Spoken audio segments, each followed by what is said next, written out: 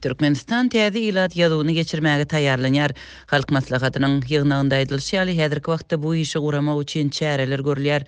Türkmenistan 2007-nji ýyldan bäri ilatynyň resmi sanlaryny köpçülüge mälim etmän gelýär.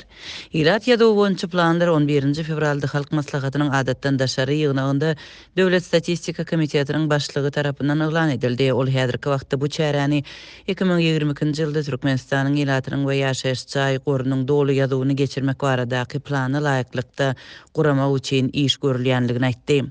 Resmi habarda Döwlet Statistika Komitetining başlygynyň sanly tehnologiýalary ulanmak arkaly 2021-nji ýylyň 17-nji we 27-nji dekabr aralygynda syna görnüşinde geçirilen ilat ýazygy barada maglumat berenligi aýdylýar, emma bu ýazygyň netijeleri agdalmaýar. Türkmenistanyň ilaty barada resmi statistika 2007-nji ýyldan bäri çap edilmän gelýär. Iň soňky 2006-njy ýylda türkmen häkimetleri ýurtda 6,7 millionyň gowrak adamyň ýaşaýanlygyny öňe süripdi. Şonda Gurbanguly Berdimuhammedow häkimet başyna geçen wadyna Türkmenistanyň ilatynyň statistikasyny çap etmegi destine besetdi we täze ilat ýazygyny geçirmek niýetini mälim etdi.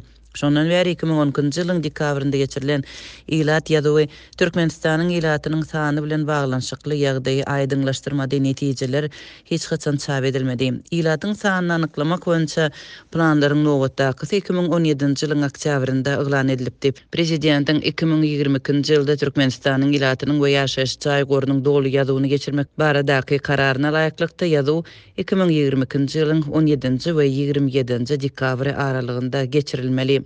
Ilat ýazygyna taýýarlyk işleriniň başlanmagy 2020-nji ýylyň ýanwar aýynda eglan edildi. Plana laýyklykda ilat ýazygynda ýurtda hemişilik ýaşaýan adamlar 1 ýyl ýa-da ondan hem köp wagtlap döwlet edaralarynyň üstü bilen uzak möhletleýin iş saparlary bilen baglanşykly daşar ýurtlarda ýerleşen Türkmenistanyň raýatlary şeýle-de Türkmenistanyň çäginde wagtlaýyn ýaşaýan adamlar, ýagny daşar ýurtda hemişilik ýaşaýanlar hasaba alınmalydyr. Bilermenler Türkmenistanyň ilaty baradaky resmi maglumatlaryň uzak wagtlap ýaşyrylmagynyň sebäbiniň häkimetleriň demografik krizisi resmi taýdan ikrar etmek islemeýänligi bilen bagly bolup bilýänligini aýdarlar.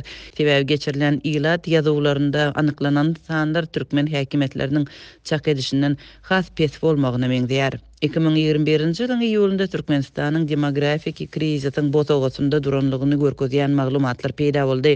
Dowam edýän ilatyň sanyny anyklamak boýunça taýýarlyk işlerine, ýygnalan maglumatlara we olary seljermek işlerine gatnaşýan döwlet edaralarynyň işgärleri bolan birnäçe çeşme ýurtda 2,7 million adamyň galandygyny Azatlyk radiosyna habar berdiler. Olaryň biriniň sözlerine görä 2022-nji ýylda ilatyň sanyny we ýaşaýyş jaý ýazygyny guramak üçin jogapkar bölümler Türkmenistanyň prezidentiniň administrasiýasyna tapşyrmak üçin deslapky maglumatlary ýygnapdyr. Çeşmeler ähli çaklamalara görä ilatyň hakyky sanynyň 2,8 million adamdan artyk däldigini aýdarlar. Türkmenistanyň ýolbaşçylary ilatyň hakyky sany we demografik mesele barada resmi düşündürüş bermeýärler. Şol burakdyň özünde de soňky ýyllarda Türkmenistanyň Döwlet Statistika Komitetinde birnäçe ýolbaşçy çalışdy. 2018-nji we 2019-njy ýyllarda edaranyň ýolbaşçylary prezidentiň karary bilen işindäki kemçilikler sebäpli wezipelerini ýitirdi. Olaryň goý beren kemçilikleri köpçülüge mälim edilmedi. 2019-njy ýylyň maý aýynda Azatlygyň çeşmeleri soňky 10 ýylda 1,9 million adamyň Türkmenistandan çykanlygyny mälim etdi. Çeşmelere görä bu sanlar prezidentiň administrasiýasynyň resmiýetleriniň göwünden turmandyr we destine gyzlyn edilipdir. Şonda çeşmeler Türkmenistanyň ilatynyň bary ýogy 3,13 million çemesidigini çaklapdylar. Türli çeşmelere görä Sowet Soýuzynyň dargamagynyň ozal Türkmen Sowet Sosialistik Respublikasynyň ilaty 3,17 million adamdy.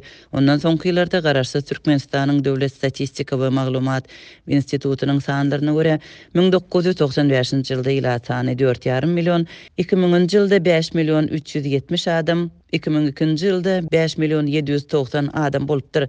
2003-nji ýylyň aprelinde Türkmenistanyň hökümetiniň medeniýet gullugy 6 million sanly raýatyň dünýä iýnenligini habar berdi. 2006-njy ýylyň mart aýynda Döwlet Statistika Edarasy ilatyň 6 million 790 adama ýetenligini öňe süripdi.